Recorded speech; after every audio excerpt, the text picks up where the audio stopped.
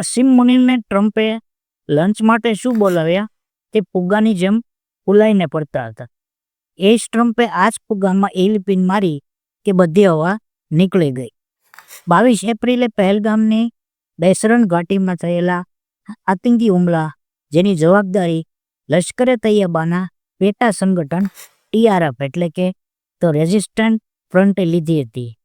પહેલગામના આ હુમલાના 3 મહિના પછી અમેરિકાએ આ આતંકી સંગઠન TRFને વિદેશી આતંકવાદી સંગઠન અને ગ્લોબલ આતંકવાદી સંગઠનની યાદીમાં નાખી દીધું છે. ટ્રમ્પનો આ નિર્ણય પાકિસ્તાનને ઝટકો આપનારો છે. નમસ્તે, સ્વાગત છે તમારું મારી આ ચેનલ ગ્લોબલ અપડેટ ગુજરાતીમાં. વિડીયોને લાઇક કરવાનું અને ચેનલને તમારો સપોર્ટ આપવા માટે સબસ્ક્રાઇબ કરવાનું ના ભૂલતા. પાકિસ્તાન અને ખાસ કરીને ત્યારના આર્મી ચીફ અસીમ મુનિની આબરૂ અમેરિકાએ ધૂળધાણી કરી નાખી છે. પાકિસ્તાનને ગ્લોબલ મંચ પર એવો ઝટકો પડ્યો છે કે ભારતનું કદ વૈશ્વિક મંચ પર વધી ગયું છે. ભારત અને અમેરિકા વચ્ચેની ટ્રેડ ડીલ અટકી પડી છે. વિદેશ મંત્રી જયશંકર અમેરિકાના પ્રવાસે છે.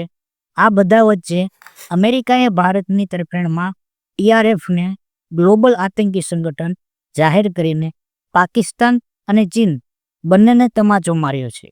ભારત પાકિસ્તાનની આ વાતમાં ચીનની વાત કેવી રીતે આવી એ આપણે આગળના વિડીયોમાં જોઈશું. હવે આપણે એ જોઈએ કે અમેરિકાએ શું નિર્ણય લીધો. પહેલગામ હુમલો કરીને 26 પ્રવાસીની હત્યા કરનાર આતંકવાદી સંગઠન TRFને અમેરિકાના વિદેશી આતંકવાદી સંગઠન અને ખાસ ગ્લોબલ આતંકી સંગઠનની યાદીમાં મૂકી દીધું છે. અમેરિકાનું આ પગલું ભારત માટે એક રાજદ્વારી વિજય છે. આમાં ભારત વતી આઉટરીચ મિશન પર અમેરિકા ગયેલા કોંગ્રેસના નેતા શશી થરૂર અને જયશંકરની વિદેશ નીતિ કામ કરી ગઈ. નોંધનીય છે કે પહેલગામ હુમલા પછી ભારતે ઓપરેશન સિંદૂર શરૂ કર્યું અને પાકિસ્તાન ઉપર બદલો લેવા માટે ટાર્ગેટેડ પ્રિસિઝન હુમલા કર્યા. આ પછી પાકિસ્તાનના આર્મી ચીફ અસીમ મુનીરે પાકિસ્તાનમાં ઘણું લોબિંગ કર્યું. તેઓ આ હુમલાથી પાકિસ્તાનને દૂર રાખતા રહ્યા અને કહેવાતી સ્વતંત્ર અને નિષ્પક્ષ તપાસ વિશે વાત કરતા રહ્યા. પાકિસ્તાનની જનતાની વાહવાહી મેળવવા આસીમ મુનીરે ટ્રમ્પ સાથે લંચ પણ કરી. પણ ભારતની રાજદ્વારી નીતિએ અમેરિકાને એ સ્વીકારવા મજબૂર કરી દીધું કે TRF એ એક આતંકવાદી સંગઠન છે. પહેલગામ હુમલા પછી ભારતે ગ્લોબલ મંચ પર પાકિસ્તાનને અલગ પાડવાની જે રણનીતિ અપનાવી હતી તે હવે સફળ સાબિત થઈ. આ માટે ભારતે પશ્ચિમ એશિયા, અમેરિકા, રશિયા અને યુરોપમાં પોતાના પ્રતિનિધિ મંડળો મોકલ્યા અને પાકિસ્તાનના કરતૂતોનો પર્દાફાશ કર્યો. હવે આપણે જોઈએ કે આ બાબતે અમેરિકાના જે વિદેશ મંત્રી છે, ફોરેન મિનિસ્ટર માર્કો રૂબિયોએ શું કહ્યું. તો અમેરિકાના વિદેશ મંત્રી માર્કો રૂબિયોએ કહ્યું હતું કે TRFને આતંકવાદી સંગઠન ઘોષિત કરવું એ ન માત્ર અમેરિકાની રાષ્ટ્રીય સુરક્ષાને મજબૂતી આપશે, પરંતુ ભારત સાથેના અમારા સંબંધો અને આતંકવાદ સામે લડવાના સંકલ્પનું પ્રતીક પણ છે. પહેલગામ હુમલો 2008ના મુંબઈ હુમલા પછીનો સૌથી મોટો હુમલો છે. TRF એ એવી જવાબદારી લઈને સાબિત કરી આપ્યું છે કે તે માનવતાનું સૌથી મોટું દુશ્મન છે. આ બાબતે ભારતના વિદેશ મંત્રી શ્રી S જયશંકરે શું કહ્યું, આવો આપણે જાણીએ. ભારતના વિદેશ મંત્રી શ્રી S જયશંકરે કહ્યું કે ભારત અમેરિકાની આતંકવાદ સામે એકબીજાને સહયોગ કરવાની પહેલ છે. લશ્કરે તૈયબાના પ્રોક્સી સંગઠન TRF એ વિદેશી આતંકવાદી સંગઠન એટલે કે ફોરેન ટેરરિસ્ટ ઓર્ગેનાઇઝેશન અને વૈશ્વિક આતંકી સંગઠનને જાહેર કરવા માટે અમેરિકાના સૌપ્રથમ આંતરરાષ્ટ્રીય સ્તરે પાકિસ્તાનની ઇમેજ ખરડાઈ ગઈ છે. ISIના વિસ્તારવાદને બ્રેક લાગી ગઈ છે અને વિશ્વના મંચો પર આર્થિક દબાણ વધી ગયું છે.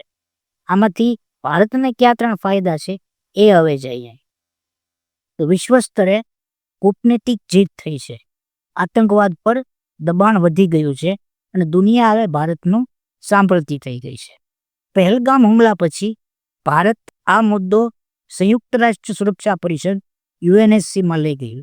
અહીં ભારતે પહેલગામ હુમલામાં ટીઆરએફની સંડોવણીના પુરાવા, ટીઆરએફના નેતાઓ, ભંડોળના સોર્સ, નેટવર્ક સંબંધિત દસ્તાવેજો આપ્યા. એ સમયે વિદેશ મંત્રી એસ જયશંકરે કહ્યું હતું કે ભારતને ખરેખર આ બાબતે આંતરરાષ્ટ્રીય સમર્થન મળી રહ્યું છે. યુએનના સભ્યોએ પણ સ્પષ્ટપણે કહ્યું કે પહેલગામના હુમલામાં ગુનેગારોને કડક સજા મળવી જોઈએ. જયશંકરે પાકિસ્તાન પર આતંકવાદને રાજ્યનીતિનો ભાગ બનાવવાનો આરોપ લગાવ્યો અને આંતરરાષ્ટ્રીય સમુદાયને તેને ગંભીરતાથી લેવાની અપીલ કરી. તેમની રાજદ્વારી નીતિની અસર એ થઈ કે સંયુક્ત રાષ્ટ્રના ઘણા સભ્યો દેશોએ પહેલગામ હુમલામાં ગુનેગારોને કડક સજા કરવાની માગને ટેકો આપ્યો.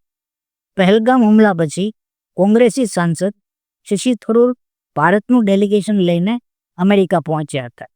તેમણે અમેરિકા સામે પાકિસ્તાન પ્રાયોજિત આતંકવાદના ખતરા અને ટીઆરએફની પ્રવૃત્તિઓ તરફ અમેરિકા અને આંતરરાષ્ટ્રીય સમુદાયનું ધ્યાન દોર્યું હતું.